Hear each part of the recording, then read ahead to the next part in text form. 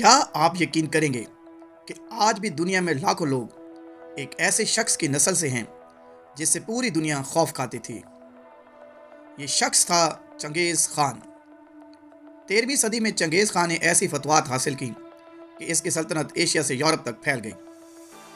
لیکن حیران کن بات یہ نہیں، حیران کن بات یہ ہے کہ ماہرین کے مطابق آج دنیا کے کروڑوں افراد کا خاندان چنگیز خان کی نسل سے جوڑا جاتا ہے، یعنی ایک ایسا فاتح جو تقریباً 800 سال پہلے مر گیا، اس کا اثر آج بھی دنیا بھر میں موجود ہے۔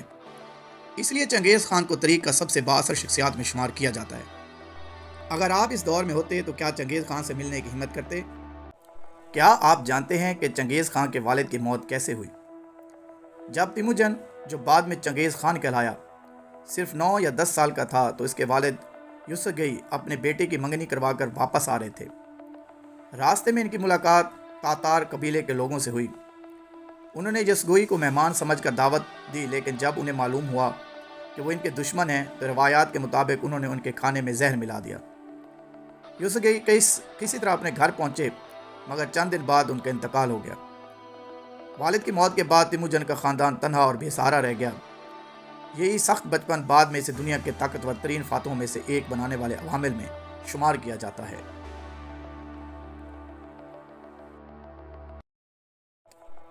کیا آپ جانتے ہیں کہ چنگیز خان نے اپنے ہی سوتیلے بھائی کو قتل کر دیا تھا؟ والد یوسگئی کی وفات کے بعد تیموجن کا خاندان شدید غربت کا شکار ہو گیا۔ خوراک بہت کم تھی اور روزمرہ زندہ رہنا ایک مشکل بن چکا تھا۔ تاریخی روایات کے مطابق تیموجن کے سوتیلے بھائی بیکٹر پر الزام تھا کہ وہ شکار اور کھانے پر اپنا حق جتاتا تھا، جس سے خاندان میں کشیدگی بڑھ گئی۔ آخرکار تیموجن اور اس کے سگے بھائی قاصر نے بختر کو تیر مار کر قتل کر دیا۔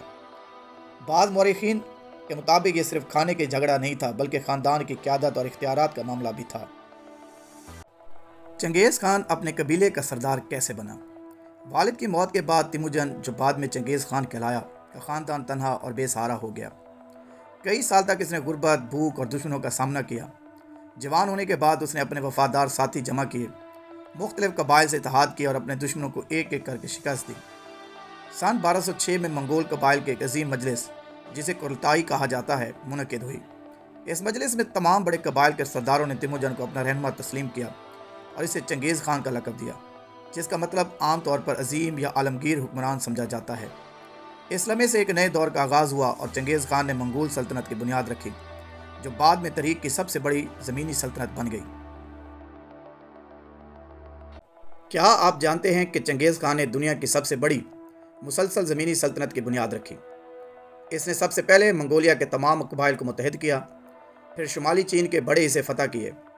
اس کے بعد اس کی فوجیں وسطی ایشیا میں داخل ہوئیں اور کاغستان، ازبکستان، کرغستان، تاجکستان اور ترکمانستان کے علاقوں پر قبضہ کیا۔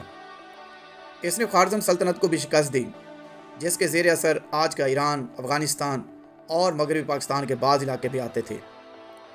چنگیز خان کی مہمات فقاز تک جا پہنچیں اور اس کی فوجوں نے مشرقی یورپ کی سمت بھی پیش قدمی کی، اگرچہ یورپ کے بڑے علاقے اس کے جانشینوں نے فتح کیے۔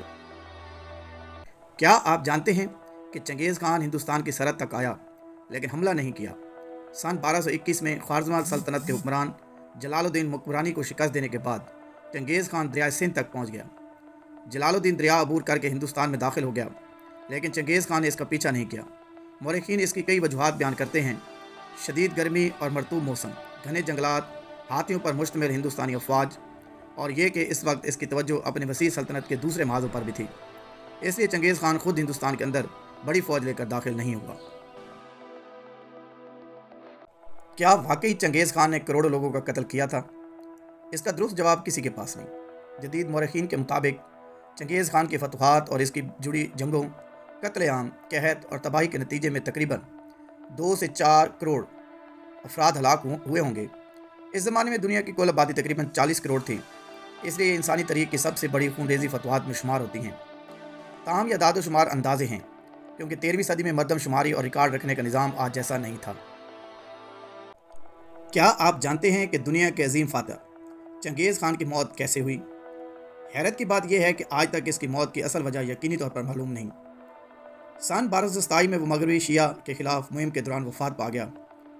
مورخین مختلف آراء پیش کرتے ہیں، بعض کے مطابق وہ گھوڑے سے گر کر زخمی ہوا، کچھ کا خیال ہے وہ بیماری کا شکار ہوا، جبکہ چند روایات میں جنگ کے دوران لگنے والا زخم کا بھی ذکر ملتا ہے۔ تاہم ان میں سے کسی ایک وجہ پر تمام مورخین متفق نہیں ہیں۔ مزید حیران کن بات یہ ہے کہ چنگیز خان کی قبر کا درست مقام بھی آج تک معلوم نہیں، کیونکہ اس کی تدفین کو خفیہ رکھا گیا تھا۔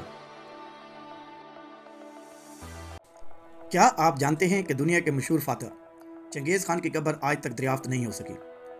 سن 1227 میں اس کی وفات کے بعد تاریخی روایات کے مطابق اس کی آخری خواہش تھی کہ اس کی تدفین خفیہ رکھی جائے۔ کہا جاتا ہے کہ اس کی میت کو ایک نامعلوم مقام پر دفن کیا گیا اور قبر تک جانے والے راستے کو چھپا دیا گیا۔ کچھ روایات میں یہ بھی بیان ہوتا ہے کہ تدفین میں شامل افراد نے قبر کا راز محفوظ رکھنے کے لیے سخت اقدامات کیے، لیکن ان کہانیوں کی تاریخی تصدیق نہیں ہو سکی۔ آج بھی مورخین کا خیال ہے کہ چنگیز خان کی قبر شاید منگولیا کے کسی دور دراز پہاڑی علاقوں میں موجود ہو، مگر اس کا درست مقام اب تک معلوم نہیں ہو سکا۔ چنگیز خان کی تدفین تاریخ کی سب سے بڑے رازوں میں سے ایک سمجھی جاتی ہے۔ قدیم مغول روایات کے مطابق سن 1227 میں اس کی وفات کے بعد اس کی میت کو رات کی تاریکی میں ایک نامعلوم مقام پر لے جایا گیا۔ روایات میں یہ بھی بیان ہوتا ہے کہ تدفین کے بعد قبر کے نشانات مٹا دیے گئے اور بعض کہانیوں کے مطابق وہاں سے گھوڑوں کا ریوڑ گزارا گیا تاکہ زمین کے آثار ختم ہو جائیں۔ کچھ روایات میں یہ بھی دعویٰ ملتا ہے کہ تدفین میں شامل افراد یا بعد میں ان کے محافظوں کو قتل کر دیا گیا تاکہ قبر کا مقام راز ہی رہے، لیکن ان دعووں کے مضبوط تاریخی شواہد موجود نہیں ہیں۔ اس لیے آج تقریباً 800 سال بعد بھی چنگیز خان کی قبر کا صحیح مقام دنیا کے لیے ایک مہمہ بنا ہوا ہے۔